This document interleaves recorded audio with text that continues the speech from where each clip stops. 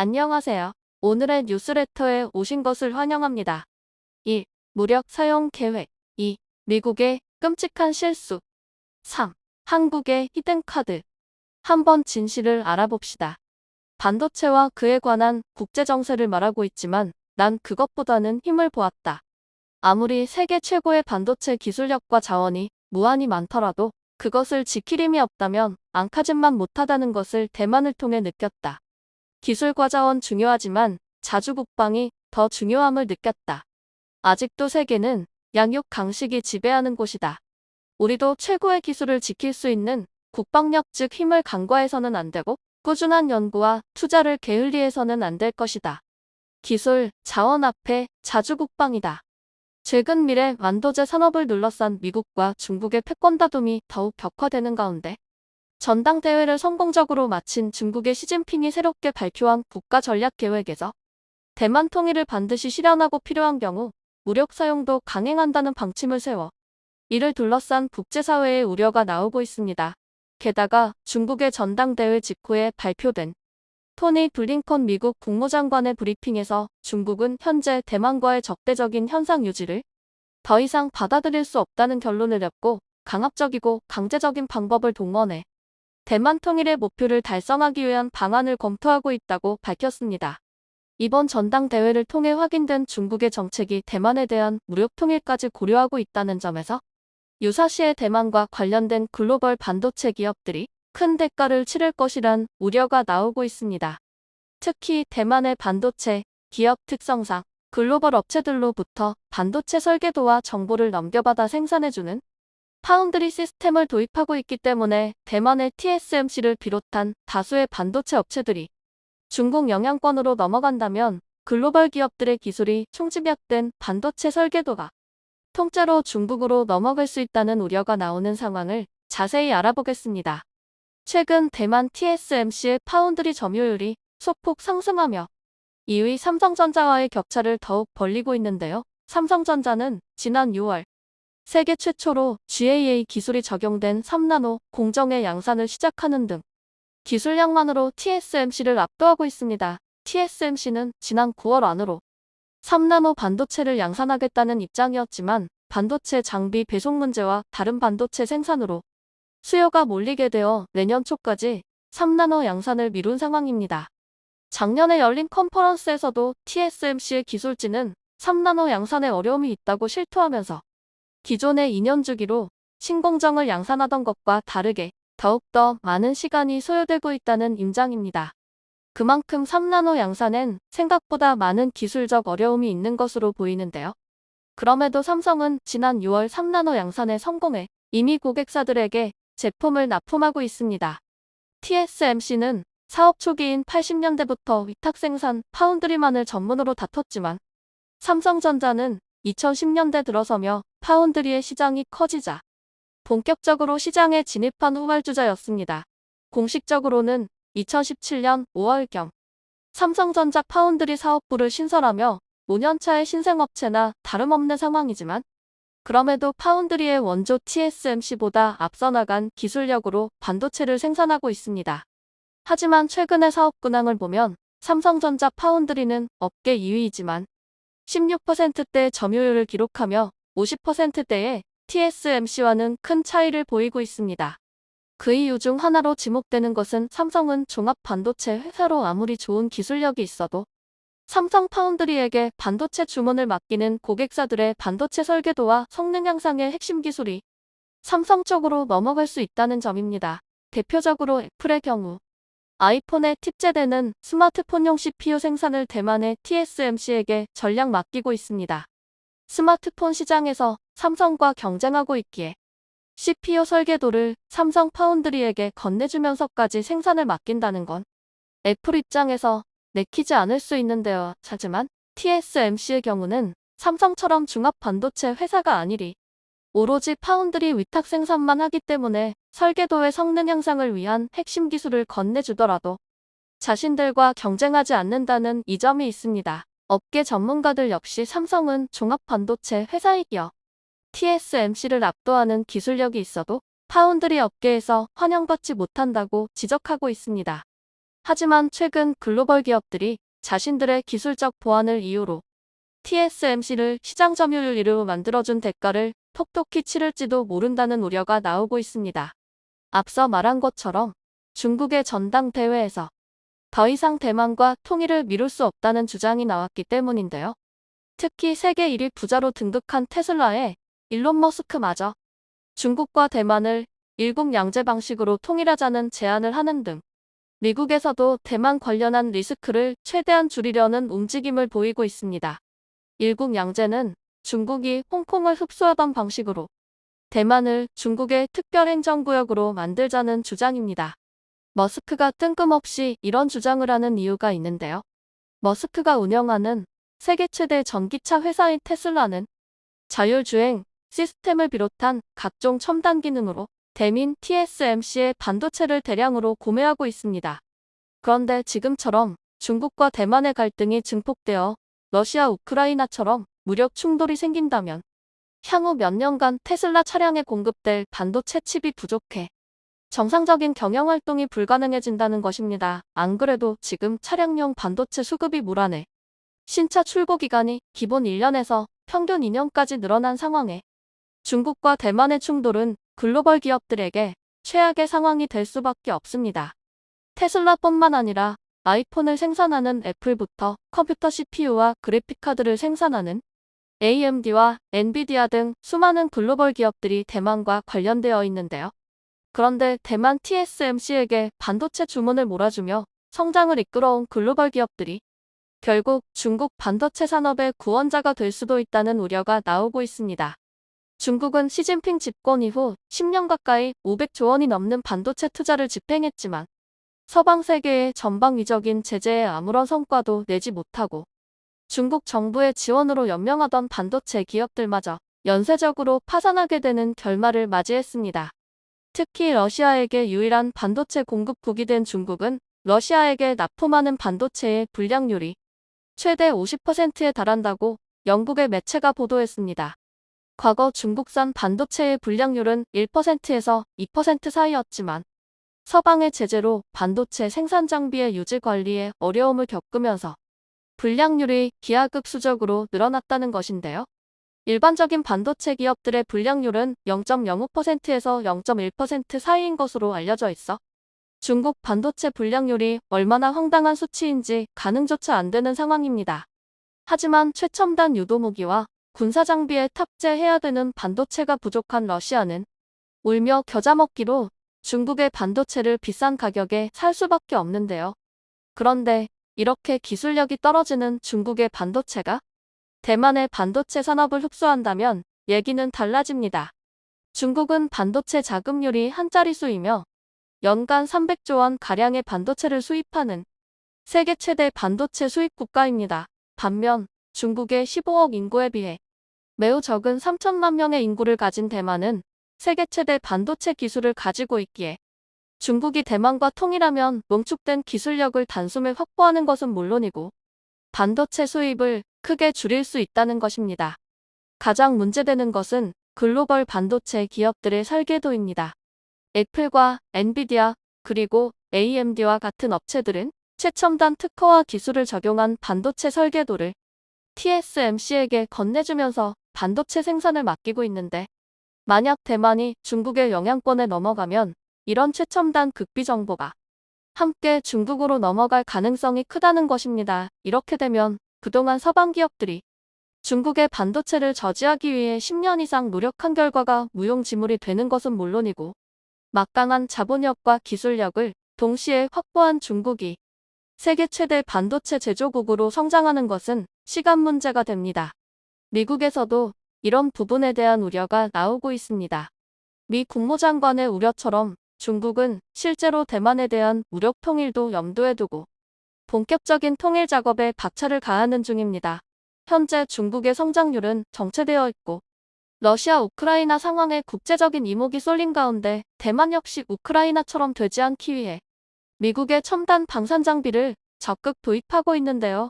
하지만 최근 늘어난 미국의 방산 장비 수요에 대만이 도입하려던 방어무기가 무기한 연기되는 등 우려가 나오고 있습니다. 중국 입장에서도 대만이 몇 년 뒤에 더욱 강한 방위력을 갖추기 전에 현재의 압도적인 군사력으로 밀어붙여 원하는 결과를 내는 것이 우선순위입니다.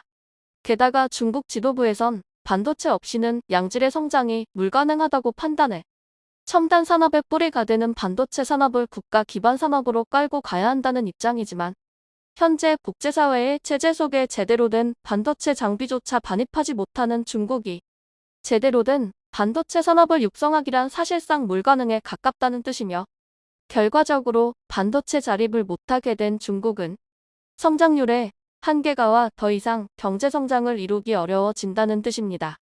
실제로 2022년 올해 중국의 성장률은 전망치를 크게 밑도는 숫자이며 이번 20차 당대회를 앞두고 3분기 경제 성장률 실적 발표를 돌연 연기했습니다. 만약 3분기 성장률이 좋았다면 시진핑 정권의 홍보 차원에서 발표를 했을 텐데 전당대회 이후로 성장률 발표를 미뤘다는 점에서 시장 예상치를 훨씬 하회하는 결과가 나왔을 것으로 많은 사람들이 예상하고 있습니다. 중국의 성장률이 정체되고 출산율도 급격히 낮아지자 중국의 고위 당국자들은 더 이상 중국이 미국을 압도할 정도로 성장하기란 무리라 판단하며 현재 중국이 가장 강력하고 앞으로는 쇠퇴할 수밖에 없다는 판단에서 최대한 빠른 시일 내로 대만을 확보해야 안정적으로 흡수 통일이 가능하다는 입장입니다. 중국이 지금보다 시간을 더 끄는 경우 미국의 군사력은 중국이 발전한 것보다 더욱 커지며 대만의 방어체계 시스템은 더욱 튼튼해지고 대만의 경제력과 국제적인 영향력마저 지금보다 더욱 커지는 결과를 낳게 돼 여러 가지로 중국에겐 지금이 가장 빠르고 대만 통일을 실현시킬 수 있는 유일한 시간입니다. 게다가 중국의 국제적인 대만 고립작전은 더욱 강력해지고 있습니다. 대만은 중국의 영향으로 인해 국제연합 유엔의 회원국으로 참여하지 못하고 있을 정도로 국제적인 외교나 영향력에서 크게 벗어나 있습니다. 유엔 회원국이 아니라는 점은 국제적인 분쟁이나 충돌이 발생할 시에 유엔의 정당한 개입을 받지 못하는 걸 의미합니다. 이렇게 대만의 국제적인 영향력은 열악하고 지금처럼 대만에게 반도체 주문을 몰아준다면 결과적으로 언젠간 큰 대가를 치를 것입니다. 반면 한국의 반도체는 앞서 나간 기술력으로 신뢰받는 것은 물론이고 대만처럼 군사 정치적으로 위기에 있는 게 아니라 스스로 지킬 만한 힘을 보유하고 있기에 앞으로도 대만을 뛰어넘어 세계에서 가장 신뢰받고 정직한 반도체 기업이 될 수 있다고 보여집니다. 현 상황을 보면 나라를 지키기 위한 국방 투자가 매우 시급합니다. 한국은 이 일을 할 수 있었고 한국의 무기도 다른 나라가 스스로를 방어하는 데 도움이 되고 있습니다. 한국산 무기가 한 나라의 운명을 크게 바꿔다 화제가 되고 있습니다. 한국산 무기로 범죄 소탕을 했을 뿐 아니라 러시아 지원을 받는 주변국의 위협에 맞서 나라를 지켜온 것입니다. 게다가 최근에는 또다시 한국산 전투기를 대거 구입하기로 결정해 그 배경이 주목을 받고 있습니다. 해당 스토리는 외신에서도 크게 이슈가 되며 한국에 대한 위상까지 높아진 상황입니다. 바로 콜롬비아에 대한 이야기인데 무슨 일이 벌어진 것인지 자세히 알아보겠습니다. 한국과 콜롬비아는 군사적으로 상당히 밀접한 관계를 유지하고 있습니다.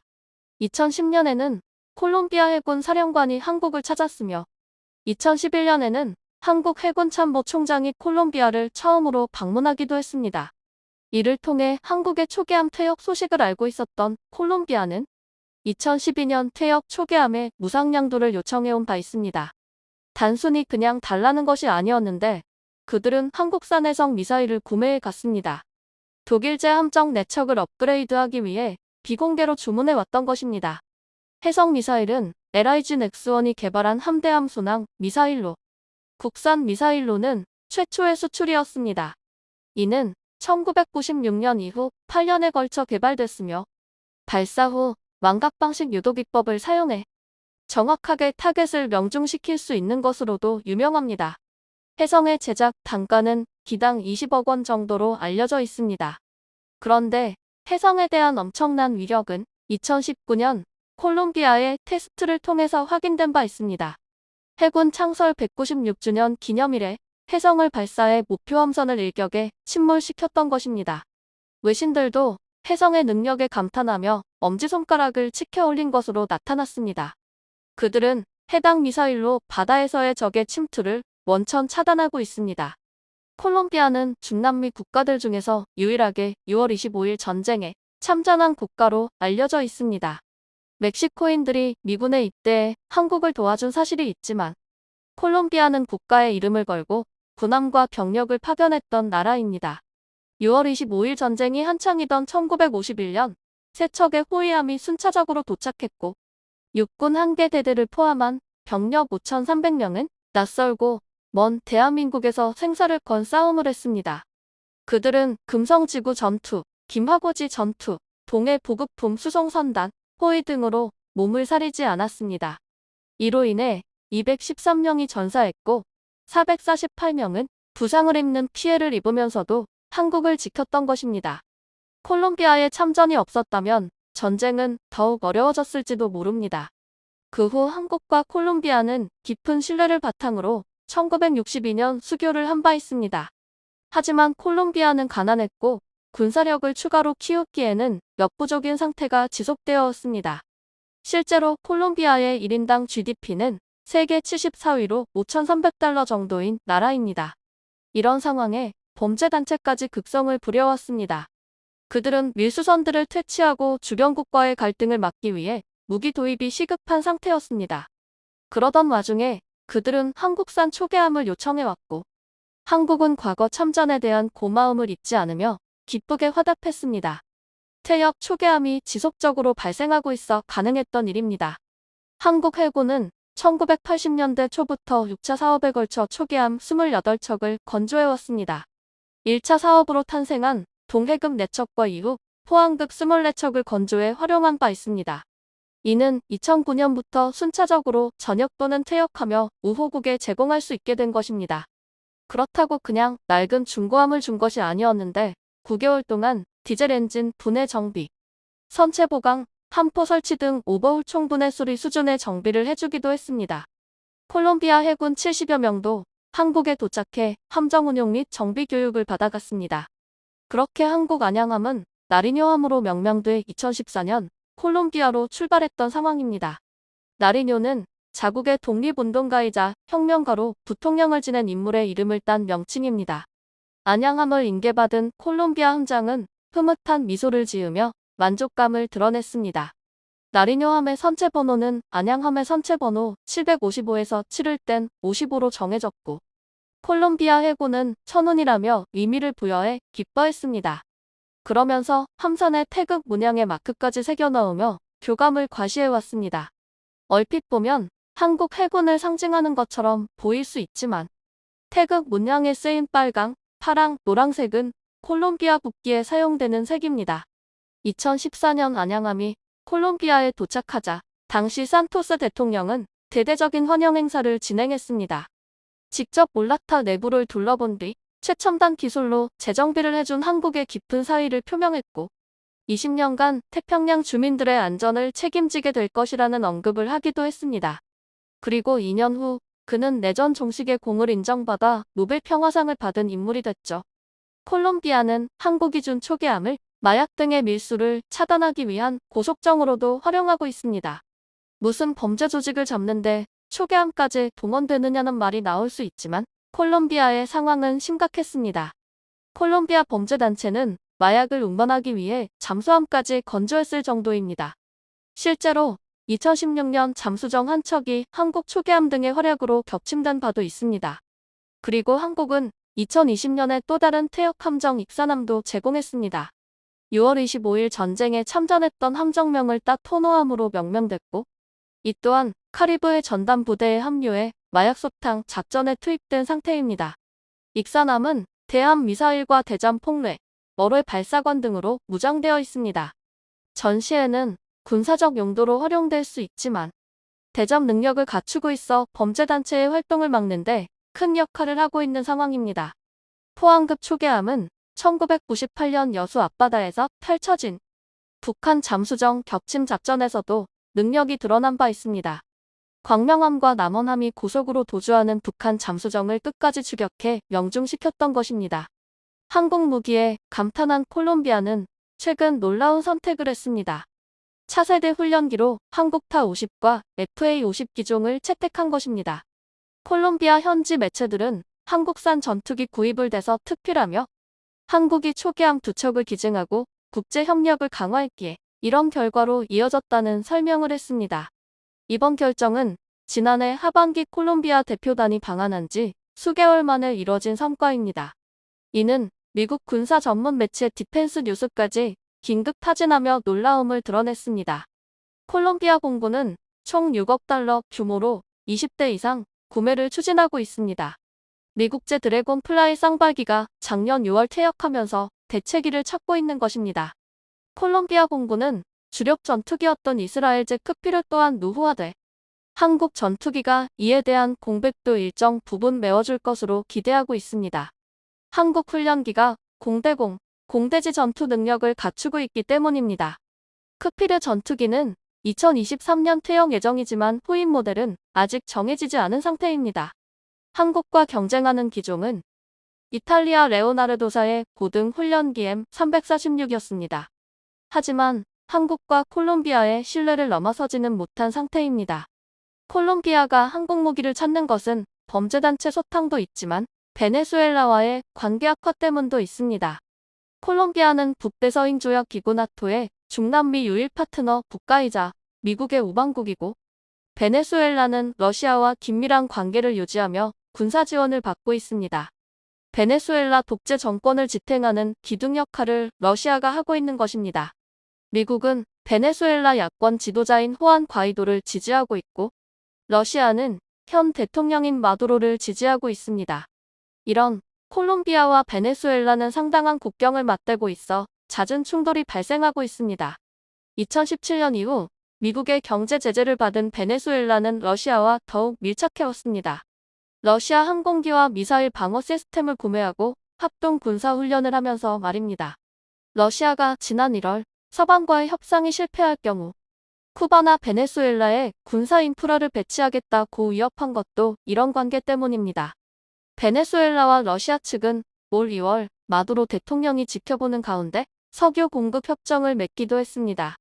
반면 바이든 대통령은 3월 콜롬비아 두케 대통령을 백악관으로 초청해 비나토 동맹국 지위를 부여했고 국방, 무역, 안보 분야에서 협력을 다짐했습니다. 지구 서반부 전체의 핵심이라고 생각한다는 언급을 하면서 말입니다. 최근 미국과 콜롬비아는 카리브해에서 합동 해상훈련을 하기도 했습니다. 러시아가 중남미 국가와 협력하는 것을 콜롬비아를 통해 막고 있는 상황입니다.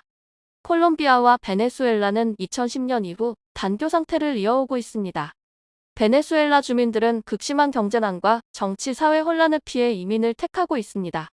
최근 몇 년 사이 540만 명이 고국을 등졌으며 그중 200만 명 가까이가 콜롬비아로 몰려들었습니다. 베네수엘라 인구가 3천만 명 정도임을 감안하면 엄청난 시민들이 탈출을 한 것입니다. 콜롬비아 정부는 난민을 수용해 이들에게 따뜻한 혜택을 제공하고 있습니다. 하지만 일촉즉발의 상황이 없어진 것은 아닙니다. 두 나라의 군사력이 대등해 언제라도 상황은 악화될 수 있습니다. 글로벌 파이어 파워에 따르면 콜롬비아와 베네수엘라의 군사력 순위는 각각 44위와 45위입니다. 콜롬비아는 17대의 전투기를 보유하고 있어 44대를 보유한 베네수엘라에 비해 공군력에서 열세를 나타내고 있습니다. 게다가 육군 능력에서는 탱크 등이 전무해 수백 대를 보유한 베네수엘라에 뒤처져 있는 상태입니다. 그나마 콜롬비아의 한 해 국방 예산이 90억 달러이고 베네수엘라는 20억 달러 정도라 향후 격차는 크게 좁혀질 수 있습니다. 콜롬비아는 국방기술과 제조 능력의 한계로 군사장비 대다수를 수입에 의존하고 있는데 한국산 무기를 지속적으로 도입해 나라를 지키려 하는 상황입니다. 게다가 콜롬비아는 경제발전에 있어서도 한국처럼 되기를 희망하고 있습니다. 콜롬비아 대사는 한국과의 혈맹이 경제발전으로 승화돼 남미의 한국이 되고 싶다는 언급을 하기도 했습니다. 한국과 콜롬비아는 2011년 전략적 협력 동반자 관계를 수립했고 2016년 자유무역협정 FTA 발효되기도 했습니다. 그리고 콜롬비아 두케 대통령은 작년에 한국을 찾아 수교 60주년을 함께 축하했으며 서울시는 그에게 명예시민증을 수여하며 화답했습니다. 어려울 때 서로 돕는 진정한 신뢰. 앞으로도 지속 발전시켜 나가길 바랍니다. 마지막으로 뉴스레터를 팔로우해주셔서 감사합니다. 영상이 도움이 되셨다면 구독과 좋아요 부탁드리며 가장 멋진 하루를 보내시기 바랍니다.